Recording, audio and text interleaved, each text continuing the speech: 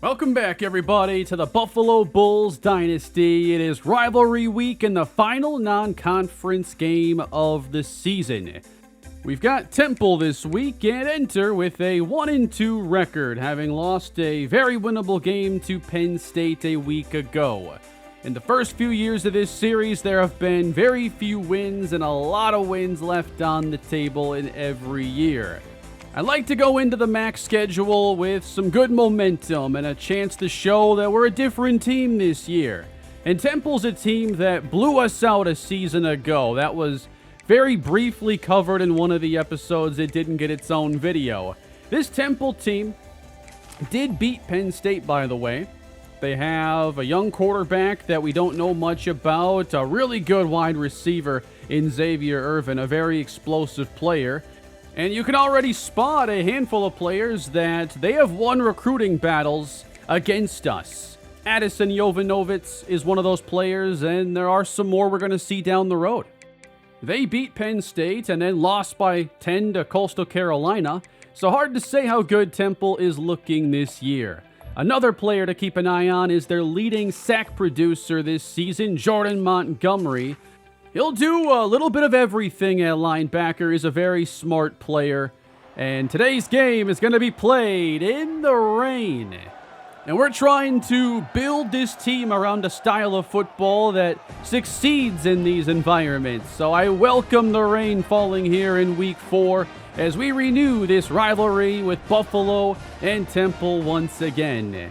We'll probably have to make this a yearly tradition as we get underway. It's in our house this year, and Temple is up first on a return that will not make it to the 20-yard line. That's where they set up for quarterback Tyler Douglas. Last season, Temple beat us 59-10. Don't want to talk about it. 3 receivers to start the day and a run to the right side, but coming downhill is C.J. Turner to make the tackle on Demarius Cruz, the senior running back. To 3rd and 6 with time and trying to stretch the field. The pass is broken up, and it's a very quick 3 and out. Back deep for Buffalo, Braylon Staley, the transfer receiver, who's a big play threat. He tries to make a move and is stopped at the 41 of Buffalo. Good starting field position. Now, we did not get the job done against Penn State, but I was very impressed with how we ran the football against them. That is where we're going to begin with a short gain from Lamar Sperling. He starts today after Dingle started in week 3. It's dumped off now, and they chase down Sperling after a short pickup, and it sets up 3rd and 6. Have to get into Owl territory. They dump it short, and Sperling taken down for a loss, and that is a 3 and out in response. Temple at the 20, getting Cruz to the outside. A good run of 8 to start the drive. Single high safety. They run it right up the middle, and a good gain again for Cruz. Jake Jackson also starting this week. He is the defense's right end, and now a pass on the bubble screen. That moves the chains. That is Lamar Johnson Fuller. Hand off again to Cruz, meeting Red Murdoch, who's been one of the leading tacklers on the year for this defense. And they now force 3rd and 7. There's a rusher getting to Douglas, and he's sacked. That is Kobe Stewart on a spin to the inside. 5 sacks a year ago and a very impressive rush on this snap. This front 4 looks a lot more disruptive than they ever have in this series. And that's going to send it right back to Staley again inside the 15. Has some room, and now trying to flash that speed across the 30 and out of bounds at the 34-yard line. Sperling again, the running back for Buffalo. He's gotten the ball on 4 touches to begin the game as he gains 6. With 3 receivers on the field, now they're sweeping outside, and Sperling breaks the tackle and speeds to the edge where he gets the first down and a lot more. Into Owl territory, and they bring in Mark Anthony Scott now, the senior, and the ball pops out, and the Owls jump on it. just coming in for a play to spell Sperling, and he might not be seeing the field now for a little bit because that ball was out, and that is a bad drive-killing mistake. And the Owls will take over. And around midfield, looking for a shot now, and it is broken up by Savion Brown. 3rd and 7, dialing up pressure, getting there late, the flag is down. Out of bounds with it anyway, it is a hold on Temple that Buffalo will decline.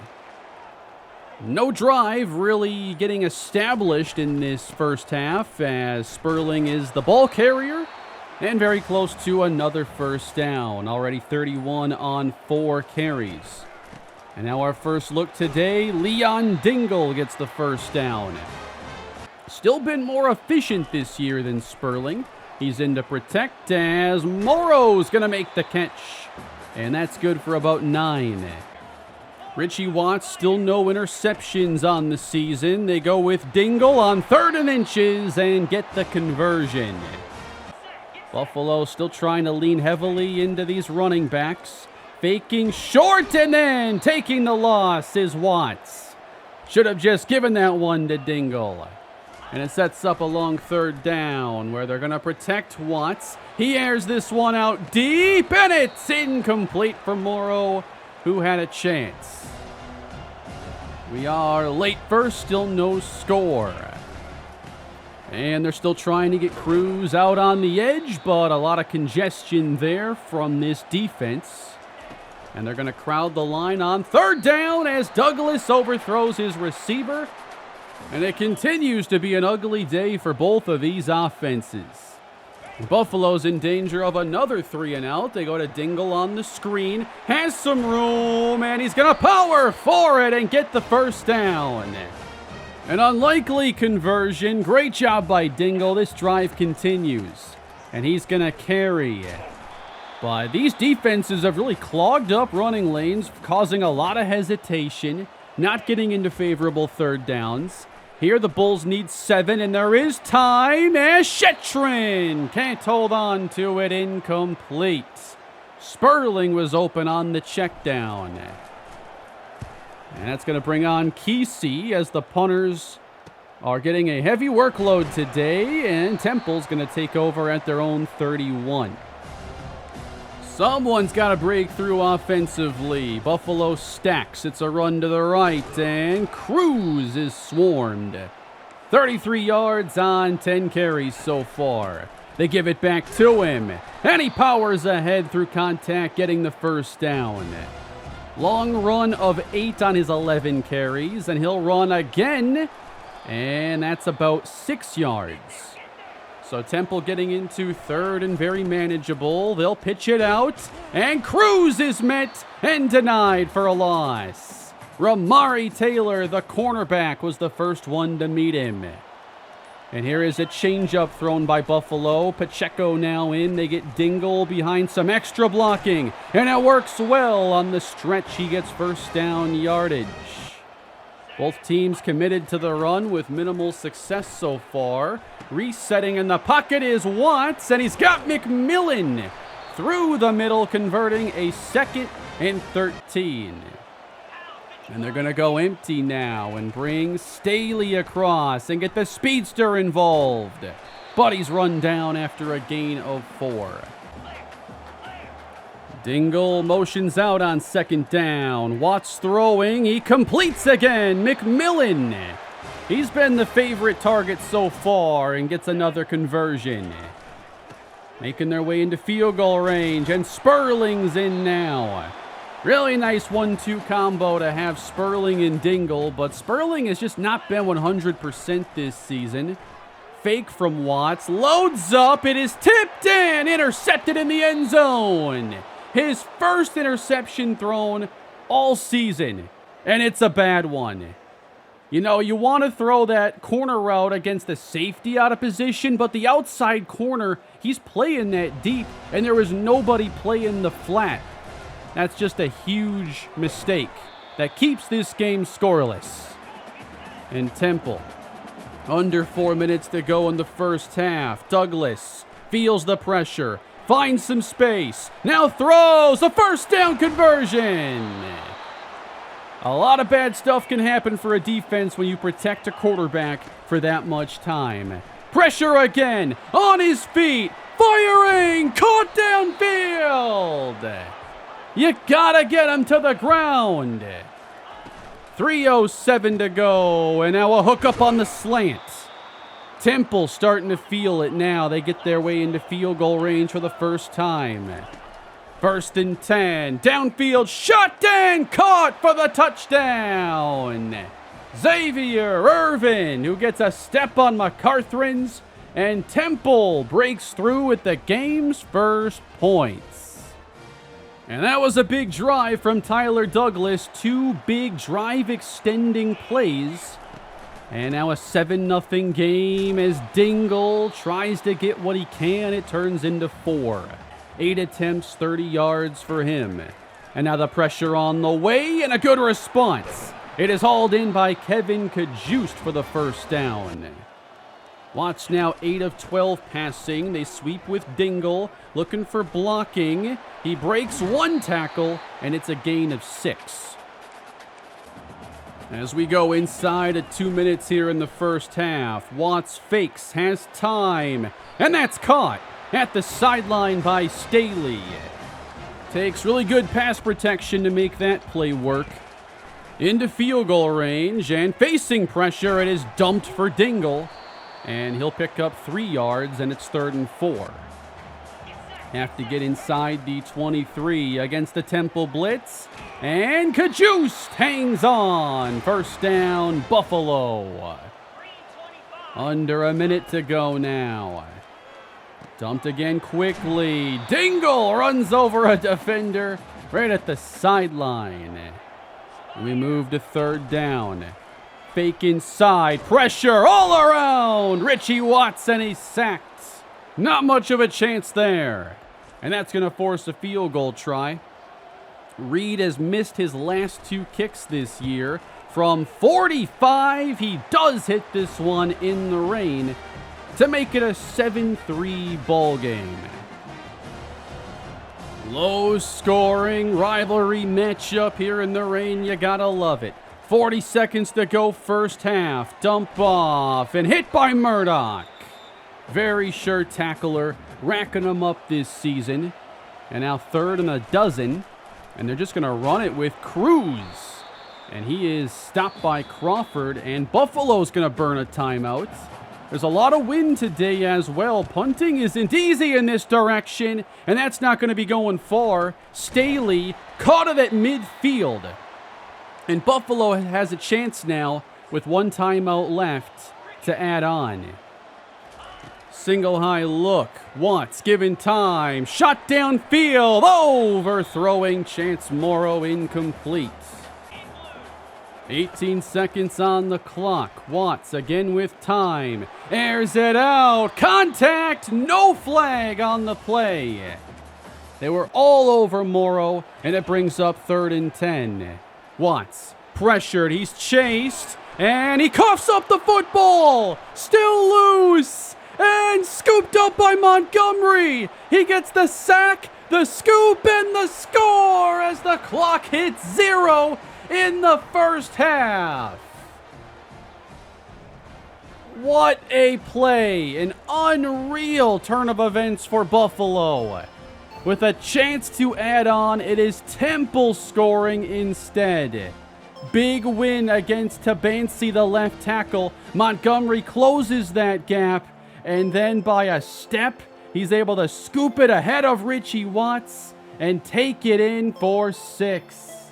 What an awful way to end the first half on a day where points are coming at a premium. But Buffalo's offensive miscues are the big reason the game is where it is right now. Red zone offense woes continue.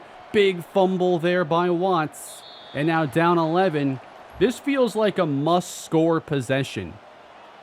Buffalo opens the second half, and they run with Dingle. And a good carry as he gains 7. Got to show you can convert on 3rd down. They're going to bring in Pacheco, hand it off, and Dingle up the middle does convert. He's already carried in this game a dozen times. Sperling checks in, and so does Watts as they sniff out the screen, and it's a loss.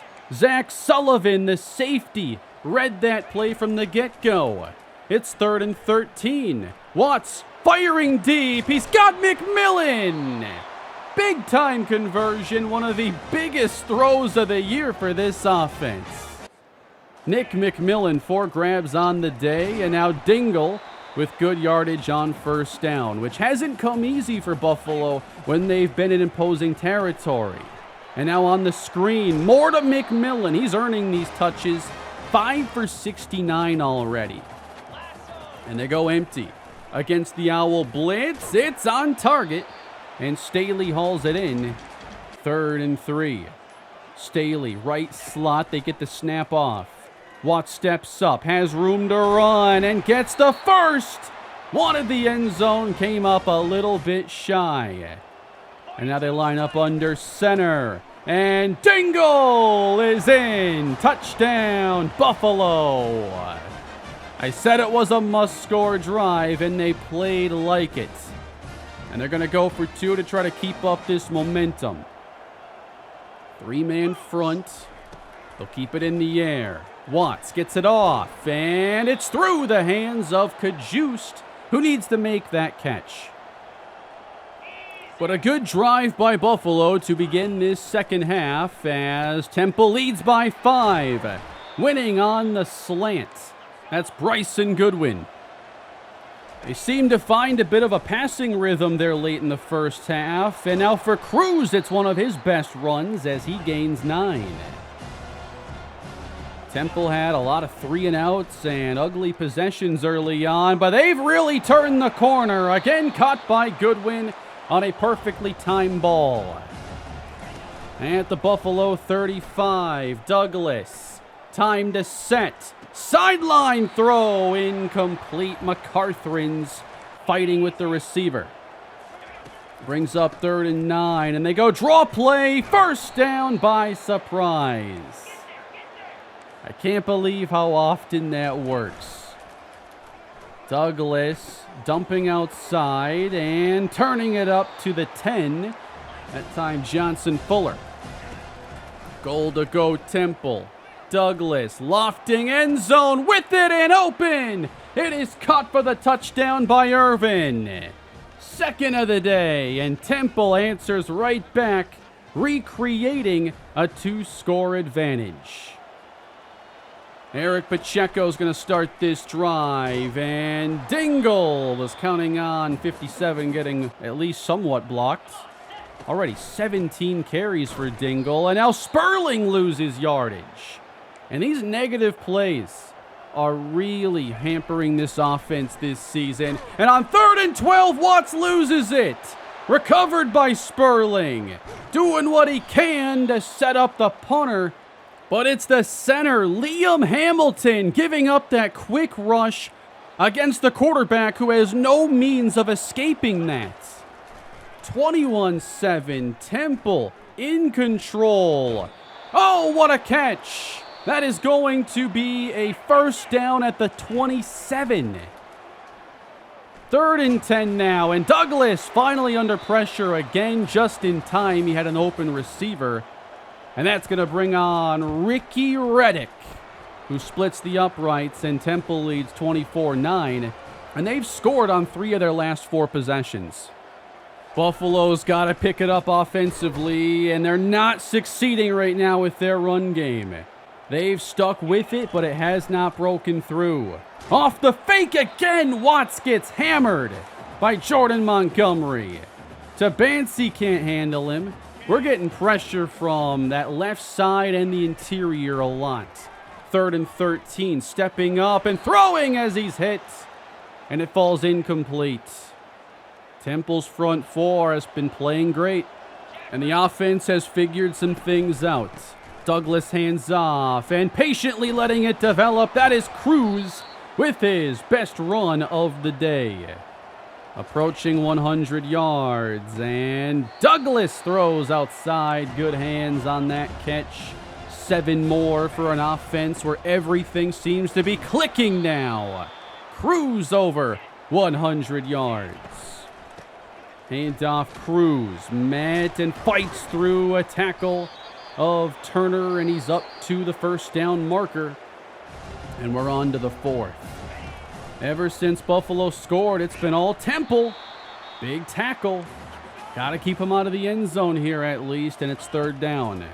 Handoff Cruz. Never got through the middle. That's Souza stuffing him.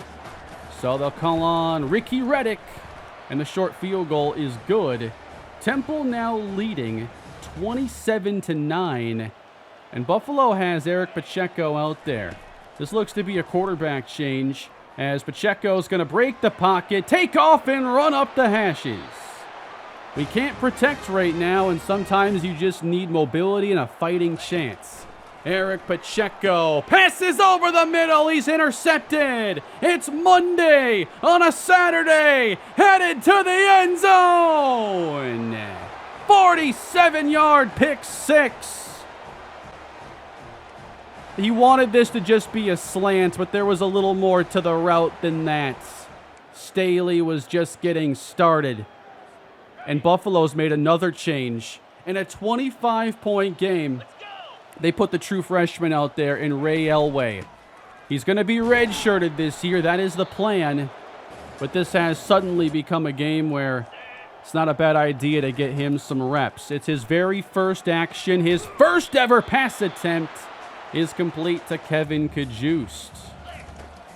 On 3rd and 1, Elway dumps outside, and Sperling, the safety valve, on the screen as the first down yardage. Ray Elway was one of our biggest pickups last year in recruiting. Does have some mobility in his game. It's not going to be something you're really creating a ton with, but he can extend plays, and I think it's going to be functional mobility. Lofting this up, he gives Morrow a chance, and he comes down with it. So we could see Elway as the year 4 starting quarterback. Hoping he develops well. I think he could be a solid starter for us. But now 3rd and 16. Can someone make a play? Pressured inside. Gets it there in time. Staley gets drilled on the play. And it brings up 4th down. Elway looking for the first. He is intercepted again. Monday down the sideline. And he's going to have his second. A case of the Mondays here for Buffalo's quarterbacks. He wanted Kevin Cajuste, and Monday wanted that football a whole lot more than he did. I suppose the game was already a loss anyway, and now just looking more a little bit like last year's score. Elway hit and got it there to Staley, first down.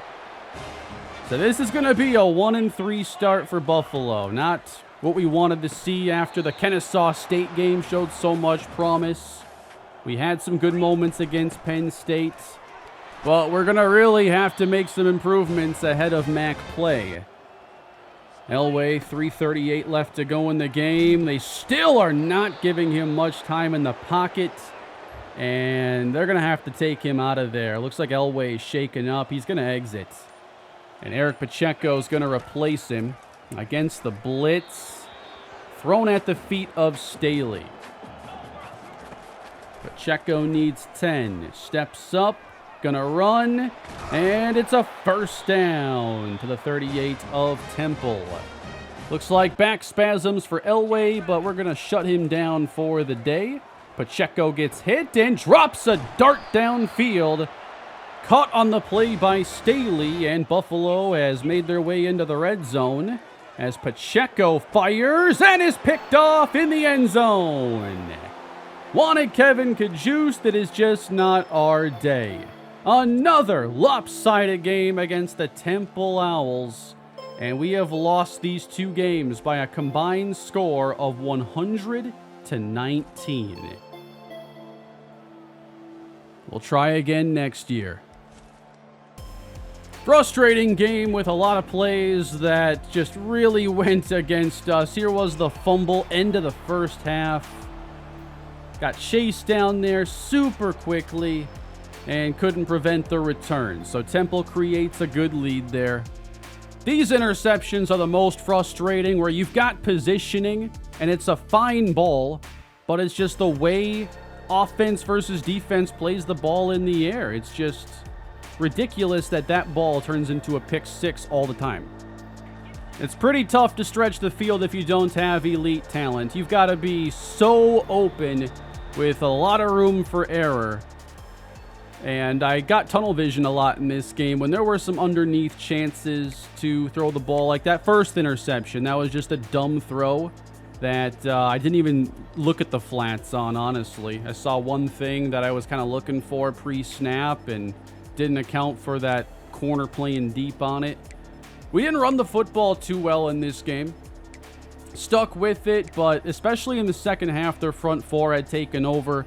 I think we should have gone with more screens when it was clear that we weren't just going to figure it out. It was one of those things where we ran the ball okay early on, but it just progressively got worse. And I was expecting it to revert to the way it was in the beginning of the game. But once these guys got hot, there was no cooling them off. So, I mean, we should have lost this game. It should have been a lot closer, like a 27 to 18 finish or something could have been doable. And it hurts that this was also a game where we were counting on visits. Now, we do land center Joel Treggs, the first player in our recruiting class this season. And we're going to go through more recruiting because we have a bye week. But we had a 4-star in the building for this game. Is he really going to want to come to Buffalo after seeing that? Dorian Henry has 75% of the visit influence wiped out because we lost so badly. And that could end up costing us, especially if this lasts until week 10, because we're not going to beat Michigan State if it goes the distance. This game could have cost us our first 4-star player. We just don't know it yet. We're going to max him out 65 points and hope that we can get him committed by week 9. John Burns still has us in first. We can schedule a visit for one of the upcoming weeks. But we do at least get Joel Treggs, who was one of my top 3-star targets. A highly athletic interior offensive lineman I think could be an anchor of this offensive line in the future. Here is Steven Daniels, also looking at Temple. He's set to go there in week 6. This bye week now is week 5. I knew if we didn't get him this week and he went to Temple, he was not going to be coming to Buffalo. So as a last-ditch effort, we go 65 points on Steven Daniels, hoping that would be enough. And that was the extent of recruiting here for this session. We sim through our bye week, preparing for MAC conference play. And Steven Daniels does commit. I probably would have been even better off hard selling him. I kind of missed that when it went to the top 5 stage, but we still land him a gem right guard. And the battle for Dorian Henry has sped up a lot faster than expected. Now he's close to a decision. It's probably coming in the next week. So we've just got to hope we can somehow beat Michigan State. It's going to be a neck-and-neck battle here. And I have updated this one to be a hard sell, and we have pretty good pitches for him. We are going to reduce the points on some players that don't have any other offers. We have Kevin Babineau, very close to a decision. He is the quarterback I've been recruiting. And a bunch of players that we are like the only team really pursuing. So we're going to knock those points down low and try to get kind of our next round of scouting. We focused on the offensive line and linebacker a lot early. Now I'm looking at corner and running back. Here is a safety in Trent Cole. He ends up being a bust, but 86 speed, 80 hit power, 73 tackle. I still like that run stopping skill set, and we get an insta commit. The very first of the series. I think he might just be like a good special teams player, but we don't have many safeties on roster. So an insta commit there helps out a lot and gives us 3 players now in the recruiting class. Scouting an athlete running back in Sydney Hopper. He ends up being a bust with only 86 speed, so not going to be giving him a scholarship offer. I'm going to continue scouting Lonnie Isaacs, but I've quickly run out of my 350 hours for this session. So recruiting is off to a good start. Could have been better, and if we had done, a good job against Temple, we could have had our first 4-star today. But that's not where we are right now. 1-3, back-to-back games scoring 9 points. Can we turn this around as we get into conference play? I hyped up this year as the one we've been building in the first 2 years for, and you would have liked to see at least 2 wins in non-conference play. Those games were winnable, and Temple isn't that much better than us. But now we move on to our conference schedule. We face Toledo, who has changed a lot. They had a great passing game in year 1, took a step back in year 2, but still had just a lot of talent. And now they have a new quarterback, a lot of new playmakers. So I know they're 3-1, but hopefully we can, step up our offense and play a much better game than we've seen recently. Can't let Travion Ford take over like we've seen some pass rushers do. It was Jordan Montgomery today. Ford is better than him. He's the best player on this Toledo team, but I do think that their overall talent level is lower than it was a year ago. So hopefully we can take advantage of that. In the MAC, we have so far been a decent rushing team. I think our biggest issue is we have 7 offensive touchdowns in 4 games. We're going to have to put up more points than 19.8 per game. The red zone offense has still been a big mess. The run game has been very up and down. That has to be more consistent if we're going to have success in the MAC this season. And I do think our defense is a lot better. We gave up 3 defensive touchdowns today, and yes, Temple had some good drives put together. We're not going to be like an elite defense, but I think we can be significantly better than what we've seen before in the series. And if we're not committing massive turnovers, we should be in a lot of these games. And it's just going to come down to actually executing at the end of games, in the red zone, and closing games out when we have them in hand. So I know things don't feel great now with the last 2 games going the way they did. This team needs a win, and we'll see if we can find one early in the MAC schedule. Thank you all for watching today's episode, and I'll see you all next time.